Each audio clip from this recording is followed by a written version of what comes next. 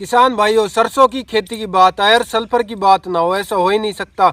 भाई सरसों में जो मेन मुख्य चीज है ना, वो है सल्फर। जिस भी किसान भाई को पता है कि भाई सल्फर का क्या क्या अहमियत है सरसों में, उसका भाई ये किसान भाई पूरा लाभ उठाते हैं। और हमारे जो नए युवा किसान हैं उनको पता नहीं होता कि भाई सल्फर का क्या क्या अहमियत होती है सरसों में।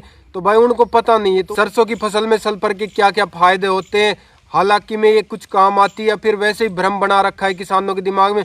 तो इस वीडियो में हम हर चीज़ बताएंगे कि भाई सल्फर की कितनी अहमियत है सरसों की फसल में। तो किसान भाई वीडियो पूरी देखना, किस टाइम पे सरसों की फसल में भाई सल्फर डालनी चाहिए, कितनी डोज लेनी है, क्या क्या फायदे होते हैं सल्फर के। तो वीडियो पूरी देखना। अगर हमारे चैनल को सब्सक्राइब नहीं किया तो चैनल को सब्सक्राइब कर लो। मेरा नाम है राकेश यादव, आप सभी का स्वागत है हमारे यूट्यूब चैनल हमारे किसान खेती किसान में। सभी किसान भाइयों का एक सवाल होता है, कमेंट भी आते हैं कि भाई हालांकि सरसों की फसल में सल्फर की कुछ अहमियत भी है, कुछ फायदे भी, या फिर वैसे ही लोगों को भाई भ्रम बना रखा है, वैसे ही नाम बना रखा है। तो किसान भाइयों मैं आपको बता देता हूँ, जो भी सरसों की फसल में जो सबसे मेन अहमियत ना सल्फर की होती है, जो सरसों की फसल में सबसे बेस्ट फर्टिलाइजर वो सल्फर ही होता है। सभी किसान भाइयों के दिमाग में एक चीज होती है कि भाई सल्फर किस टाइम पे डालनी चाहिए, ऐसे बुआई से पहले आप सल्फर डाल दो। अब सभी किसान भाइयों का एक सवाल होता है, भाई हमने तो बुआई के समय सल्फर नहीं डाली, तो अब कब डालें।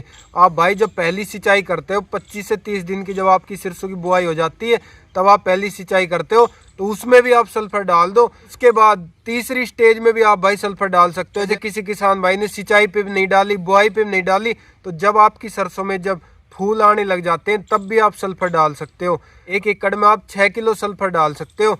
अब इसके फायदे क्या क्या होते हैं, अपने सरसों की फसल में भाई बहुत सारे रोग देखने को मिलता है। जो सरसों के जो पत्ते होते हैं उसके ऊपर भाई व्हाइट व्हाइट धब्बे हो जाते हैं, वो भी एक तरह का फंगस होता है। दूसरी बात, एक बहुत ज्यादा पाले की समस्या देखने को मिलती है। तीसरी समस्या, जो अपना सरसों का पौधा होता है वो ऊपर की तरफ मुड़ने लग जाता है।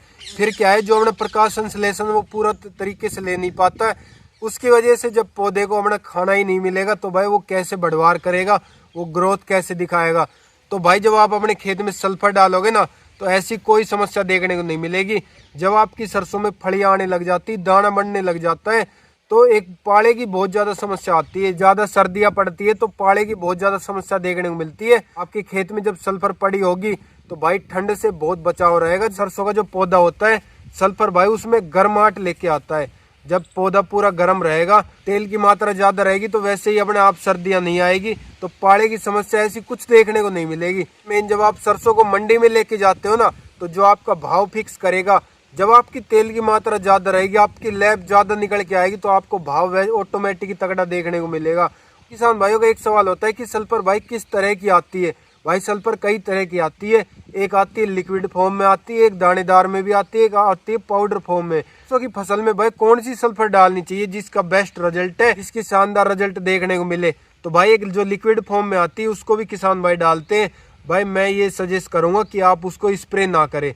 अगर आप स्प्रे करोगे तो उसमें पता है क्या है, आपके अगर हल्की सी ज्यादा भी डोज हो गई ना, आपके जो सरसों के जो पत्ते हैं उसको जला देगी बिल्कुल। तो आप मेरी बात मानो तो क्या, तो अगर किसी किसान भाई ने ड्रिप सिस्टम लगा रखा है उसमें चलाओ। अगर आप जब सिंचाई कर रहे हो तो जो पहली सिंचाई में आप पानी के साथ चला दो। दूसरी बात करते जो एक दानेदार में आती है और पाउडर शेप में आती है, वो लेनी है आपको 90% वाली बेंटोनाइट सल्फर। उसका भाई शानदार रिजल्ट है। आप जब सिंचाई करते हो तो उससे पहले आप DAP यूरिया के साथ मिला के आप फेंक दो। अगर किसी किसान भाई ने बुआई से पहले सल्फर नहीं डाली तो आप भाई पहली सिंचाई में 6 किलो सल्फर डाल सकते हो। अगर किसी किसान भाई ने जैसे बुआई के समय सल्फर की बुआई कर दी, तो आप भाई पर एकड़ की 2 से 3 किलो आप सल्फर लेके और फिर ऊपर से डाल दो। एकड़ में सल्फर की मात्रा कितनी लेनी चाहिए, शुरू से लेके लास्ट तक कितनी सल्फर डाल लें हम, तो आप 1 एकड़ में 10 से 12 किलो सल्फर डाल सकते हो, बुआई से लेके और कटाई तक। ऐसे सबसे मेन क्या है, आप जो अपने सॉइल होता है उसकी आप एक बार जांच करवा लो, आपके सॉइल में कितनी मात्रा में सल्फर है, आप फिर उस हिसाब से डालो। आपको 1 एकड़ में 10 से 12 किलो ही सल्फर डालनी चाहिए पूरी फसल में। अगर आपने सरसों लगा रखी तो आप भाई उसमें सल्फर डालनी ही डालनी चाहिए, क्योंकि जो सल्फर के जो फायदे मिलते हैं ना, वो भाई और किसी फर्टिलाइजर के नहीं मिलते। ये हमारा खेत, अब इसमें ना हमने बुआई के समय 6 किलो पर एकड़ के हिसाब से हमने सल्फर की बुआई करी थी। पौधे की ग्रोथ है ना, ये भाई कम से कम ना 10 से 15 दिन का पौधा है। अब इसकी फुटान देखो, कितनी शानदार फुटान चल रही, किसी तरह का रोग देखने को नहीं मिला, नहीं जड़ में कोई किसी तरह का फंगस वंगस है। आप इसको देख सकते हो कितना हरा भरा पौधा है, स्वस्थ एकदम। अगर आप सल्फर डालते हो तो आपका पौधा भी ऐसा ही हरा भरा और स्वस्थ बना रहेगा और चमक रहेगी पौधे में। सल्फर जब अपनी सरसों में डालते हो तो इसके पास भाई किसी तरह की बीमारी नहीं जाती है, तो आपको सल्फर डालनी चाहिए सरसों की फसल में। तो किसान भाई अगर हमारी वीडियो अच्छी लगी तो सभी किसान भाइयों के पास शेयर करना एंड हमारी वीडियो को लाइक करें, चैनल को सब्सक्राइब करना ना भूले। ऐसी नई जानकारी हम अपने चैनल पे लाते रहते हैं, तो हमारे चैनल को सब्सक्राइब कर लो ताकि आपके पास तुरंत वीडियो पहुंच सके।